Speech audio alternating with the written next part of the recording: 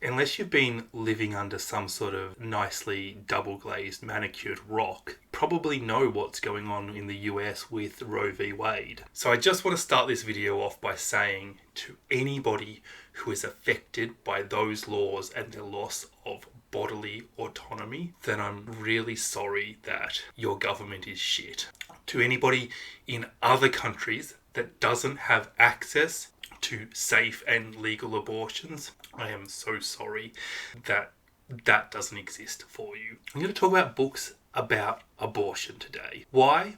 Because fuck them. Not the books, you know, the them. I've got 9 books I've read, and then I've got a further 10 books that I'm going to put on my TBR. So let's start off with the ones that I have read and I recommend unreservedly. I'm going to start with Patricia Lockwood's novel, No One Is Talking About This. This came out last year. This is an incredibly controversial novel because some people love it and some people didn't. I don't know, controversial is the wrong word. It's divisive is the word I mean. This is about a woman who is like spending all of her time online, and at the same time she lives in this dystopian world where the government is taking away reproductive rights. It's like Patricia Lockwood called it. This is only 12 months old. It's like she called it. So there's a big conversation around that. In addition to this, our main character's sister gets pregnant with a child who has birth defects and may not be viable. So there is definitely the discussion around, do we get an abortion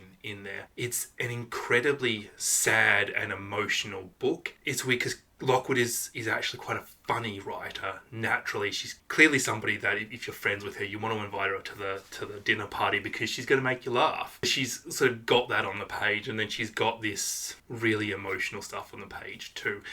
Careless by Kirsty Capes is a novel about a 15-year-old girl who is a foster child and ends up unexpectedly pregnant. She has this tough choice to make, and I think that this foster child versus abortion debate, I think the two themes there clearly play into each other and add to each other. I think this is a wonderful idea that Kirsty Capes has had. The foster mother is definitely pushing Bess towards a certain decision, and she doesn't want to be pushed to that decision. She wants to be allowed the time and the space to make her own decision and her own choice. We're following this teenager as she goes through quite a lot in her life. It's not just about this one issue. It's an incredibly wonderful book about a lot of things. But ultimately, we're talking about, will she or won't she have an abortion, and how will the people around her react when she makes that decision? Detransition Baby by Tori Peters is famous for being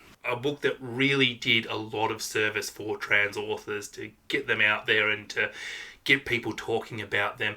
And this book really does focus on the trans experience. What is not talked about as much in this book is this baby. Ames is a trans person who is living as a man, who previously lived as a woman, who was assigned male as birth. They're in a relationship with Katrina.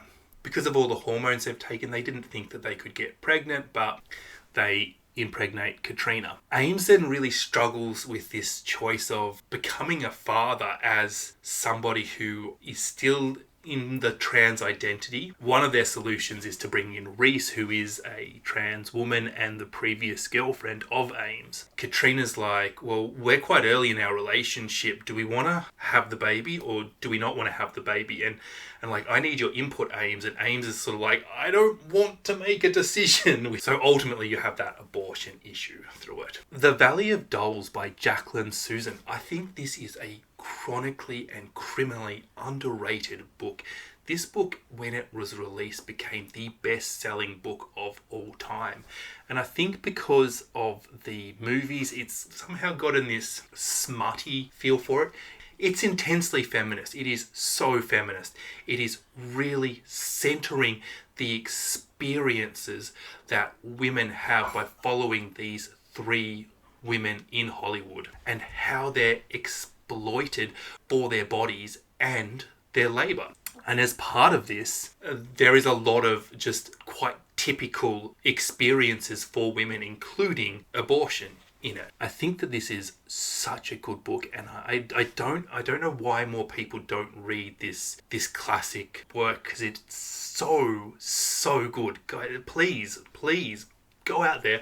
I'm sure you can get yourself a cheap copy at a second-hand shop or a really cheap ebook, or I'm sure there'll be an audiobook that is super cheap. Just read it. It is not the book that, the patriarchy has got their claws into this book and really made it look completely different to what it is. And I think that this is a great work. Alias Grace by Margaret Atwood is the story of a Irish girl who may or may not have murdered somebody and is in a mental home and is interviewed by a doctor, and we get to hear her story. She's an incredibly unreliable narrator, but it's not that she's lying to you, it's that you don't know if she's lying or telling the truth.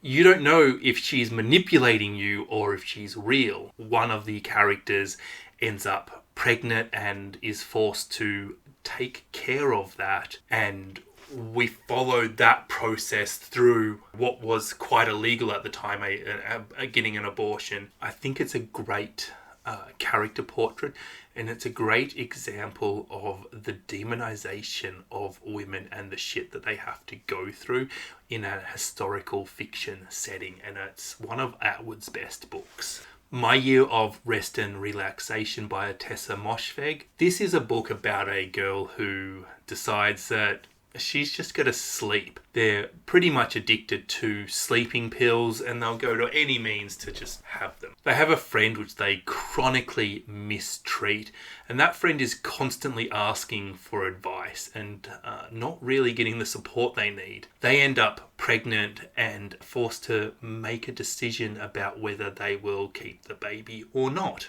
The Cider House Rules by John Irvings. This is a book about a man who works at an orphanage, and women come to the orphanage to give birth, but women also come to the orphanage to not. We follow this man throughout his career, and we also follow two orphan children and how they get on in their career and then ultimately their families. It's a very Steinbeckian feel to it with some very modern themes. Tender is the Flesh by Augustine Bellarizza is a dystopian novel where all animals have a virus that is deadly to humans. Human meat is legalized. It's quite a brutal dystopian. It's very literary and it's quite clever. The dehumanization of the heads, as they're called, is really horrific. One could call this book vegan propaganda. One could call this book an exploitation of capitalism, and you wouldn't be wrong, but it's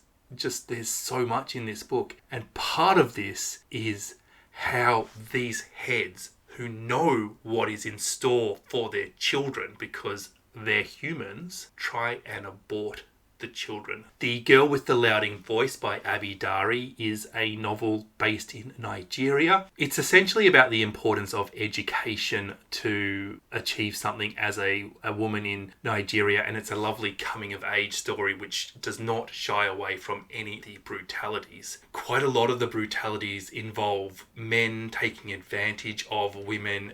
That obviously accompanies sex, and that sex is often quite coerced and definitely does not feel consensual. Certainly would in my book be rape, but maybe in the eyes of the law is not. Sometimes these women end up pregnant and then things need to be taken care of. This is one of these books that I really would struggle to see anybody not loving. So now I've got 10 books that I hope to read by the end of the year about abortion. I'm just going to tell you about them, hey? Gabby, A Girl in Pieces by Isabel Quintaro. I just think, first of all, you've got to talk about this cover. That is a good cover. It really grabs the attention.